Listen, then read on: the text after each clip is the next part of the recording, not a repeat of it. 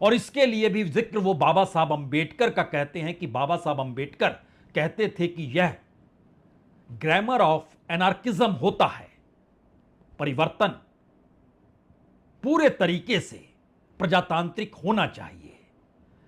तो क्या मौजूदा वक्त में देश की परिस्थितियों को लेकर संघ के भीतर भी यह सवाल है कि अब वो प्रधानमंत्री मोदी के पीछे खुलकर खड़ा हो जाए, या जो परिवर्तन है उसको लेकर उसे कोई चुनौती दिखाई दे रही है, क्योंकि देश के भीतर होने वाले तमाम परिवर्तन में संघ की भागीदारी रही है। इस वक्त उसकी भागीदारी नहीं, क्योंकि वह खुद सत्ता में है। दोस्तों, 2 अक्टूबर पर एक तस्वीर ऐसी सामने निकल कर आई है जिसने देश के अंदर की राजनीति का रुख पूरी तरह से बदल कर रख दिया है। चंद लाइनों के साथ मैं इस वीडियो को शुरू करने जा रहा हूं।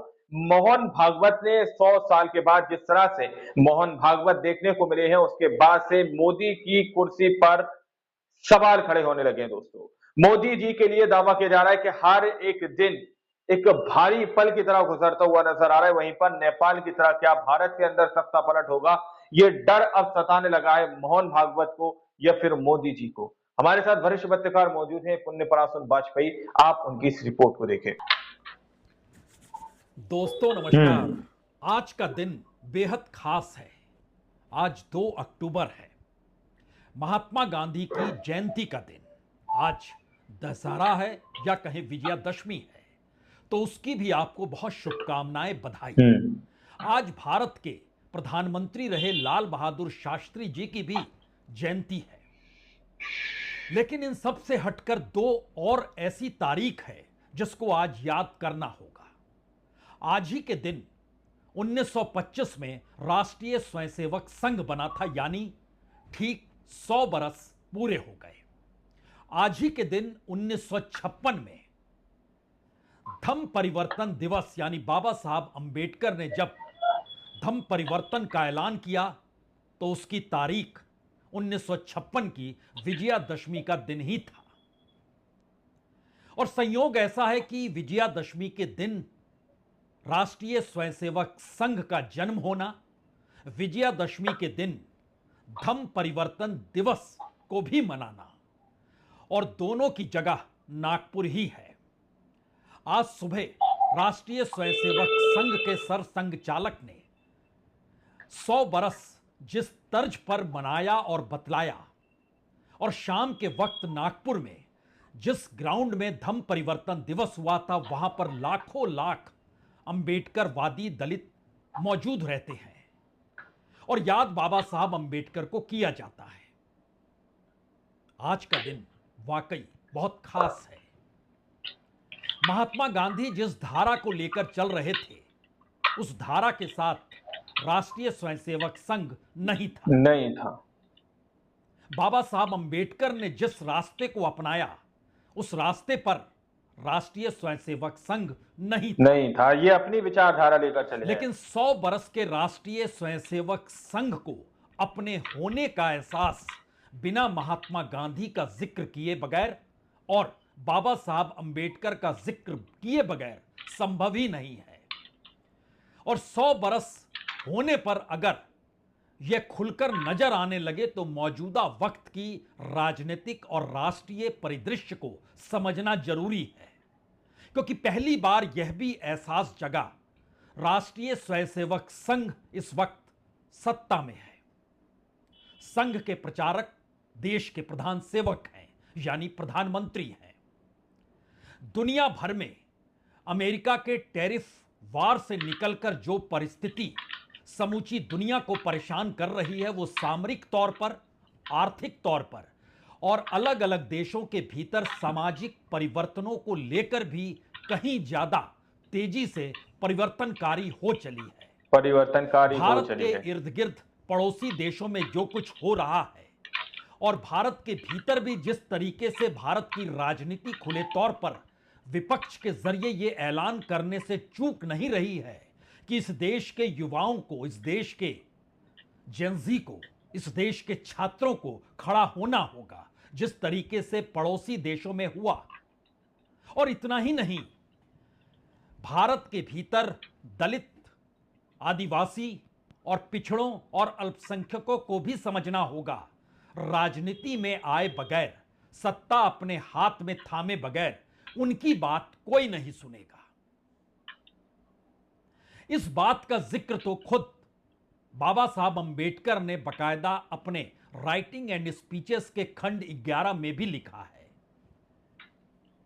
बाबा साहब अंबेडकर ने जिक्र किया था कि किस तरीके से खुद अपनी जरूरतों को लेकर जिस राजनीति को राजनीतिक साधते हैं, राजनीतिक को राजनेता उससे साधते समाधान नहीं निकलेगा। उनके राइटिंग एंड स्पीचेस खंड 11 के पन्ना नंबर 396 में वह लिखते हैं कि कोई भी तुम्हारी शिकायतें उस तरह दूर नहीं कर सकता जिस तरह तुम दूर कर सकते हो। तुम यह तब तक नहीं कर सकते जब तक तुम्हारे हाथ में राजनीतिक सत्ता ना आ जाए।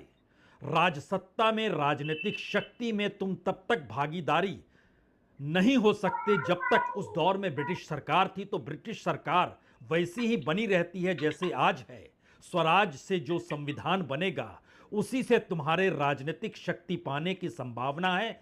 उसके बिना तुम्हारा उद्धार हो नहीं सकता है। यह एक संघर्ष की वो परिस्थिति है जिसमें अगर आप मौजूदा वक्त में आकर खड़े होंगे तो ये सवाल आपके जहन में बड़ा होते चला जाएगा। इस वक्त विपक्ष के नेता राहुल गांधी दलित, आदिवासी, पिछड़ा और अल्पसंख्यकों को लेकर जो सवाल राजनीतिक सत्ता की धारा में जोड़ने के लिए कह रहे हैं, इस वक्त भारत के भीतर की जो राजनीतिक परिस्थितियों में जेनजी और छात्र युवाओं का जिक्र लगातार हो रहा है, भारत के पड़ोसी देशों के भीतर जो राजनीतिक हड़कंप मची हुई है, अमेरिका जिस स्तर से भारत की आर्थिक परिस्थितियों की घेराबंदी कर रहा है, ये तमाम सवाल आज अपने 100 बरस पूरे होने पर अगर राष्ट्रीय स्वयंसेवक संघ के भीतर घुमड़ रहे हैं और अपने 100 बरस की यात्रा से हटकर अगर मौजूदा परिस्थितियों को बताने के लिए सर संचालक मोहन भागवत ये कहकर चूकते नहीं हैं कि दरअसल जो हो रहा है पड़ोस में, जो भारत के भीतर की हलचल है, वो रास्ता सही नहीं है। अखंड भारत का सपना भी इसी तर्ज पर परोसने की कोशिश बकायदा सर संचालक ये कहकर करते हैं कि चाहे वो बांग्लादेश हो, चाहे वो श्रीलंका हो, चाहे वो नेपाल हो, वो एक वक्त भारत का ही हिस्सा रहे हैं, यानी उनसे करीबी आत्मीय है। वहां पर हो रहा परिवर्तन आत्मीय नहीं है और परिवर्तन प्रजातांत्रिक ही होना चाहिए और प्रजातांत्रिक के साथ यह पूरे घटनाक्रम देश के भीतर के हालात कहीं एनार्किज्म की दिशा में तो नहीं जा रहे हैं। और इसके लिए भी जिक्र वो बाबा साहब अंबेडकर का कहते हैं कि बाबा साहब अंबेडकर कहते थे कि यह ग्रामर ऑफ एनार्किज्म होता है। नहीं, परिवर्तन पूरे तरीके से प्रजातांत्रिक होना चाहिए। तो क्या मौजूदा वक्त में देश नहीं की था, ये अपनी विचारधारा लेकर संघ के भीतर भी ये सवाल है कि अब वो प्रधानमंत्री मोदी के पीछे खुलकर खड़ा हो जाए या जो परिवर्तन है उसको लेकर उसे कोई चुनौती दिखाई दे रही है, क्योंकि देश के भीतर होने वाले तमाम परिवर्तन में संघ की भागीदारी रही है। इस वक्त उसकी भागीदारी नहीं, क्योंकि वह खुद सत्ता में है। शायद यही वो वजह है कि परिवर्तन को लेकर सर संचालक मोहन भागवत आज दिशा में चले गए। उसमें शुरुआती दौर में उन्होंने दुनिया के हर परिवर्तन को खारिज कर दिया, यहां तक कि फ्रेंच रेवोल्यूशन को भी कोई क्रांतिकारी परिवर्तन नहीं माना। राजशाही के बदले नेपोलियन आ गए और क्या हुआ। हमें लगता है आज उन्हीं के मुख से कही गई बातों को ही आधार बनाया जाए और पहले उन्हीं की बात सुनी जाए। पूरे दुनिया का अभी तक का इतिहास देख लीजिए, जब से ये उथल पुथल वाली तथाकथित रिवॉल्यूशंस, क्रांतियां आई, किसी क्रांति ने अपने उद्दिष्ट को प्राप्त नहीं किया। राजा के खिलाफ फ्रांस की राज्य क्रांति हुई, उसका परिणाम क्या हुआ? नेपोलियन बादशाह बन गया, वही राजतंत्र कायम रहा। इतनी सारी तथाकथित साम्यवादी क्रांतियां हुई, सब साम्यवादी देश आज पूंजीवादी तंत्र पर चल रहे हैं, जिसके खिलाफ क्रांति हुई थी। ऐसे हिंसक परिवर्तनों से उद्देश्य नहीं प्राप्त होता है, उल्टा इस अराजकता की स्थिति में देश के बाहर की स्वार्थी ताकतों को अपने खेल खेलने का मौका मिलता है। और इसलिए पता नहीं संघ ने यह कल्पना कभी की होगी या नहीं की होगी कि एक वक्त वह खुद सत्ताधारी होगी, उनके प्रचारक प्रधान सेवक यानी देश के प्रधानमंत्री होंगे। राजनीतिक को राजनेता 100 बरस का इतिहास अगर संघ के जरिए समझने की कोशिश कीजिएगा तो हो सकता है आपके जहन में सबसे बड़ा घाव 1962 का चीन के साथ हुए युद्ध को लेकर संघ की बड़ी भूमिका याद आ ही जाएगी। उस वक्त बकायदा सीमा पर घायलों सैनिकों को जिस तरीके की मदद स्वयंसेवक कर रहे थे और चीन के खिलाफ उस वक्त संघ के भीतर और स्वयंसेवकों के भीतर जो गुस्सा था वो भारत के समाज का एक हिस्सा था। लेकिन 1962 के बाद से 2025 में भारतीय राजनीतिक सत्ता चीन से बेहद हो नहीं सकता है, आर्थिक तौर पर और दुनिया के नए बनते समीकरणों को लेकर, लेकिन चीन को लेकर। दोस्तों, आप लोगों ने इस वीडियो को शुरू से आखिर तक देखा।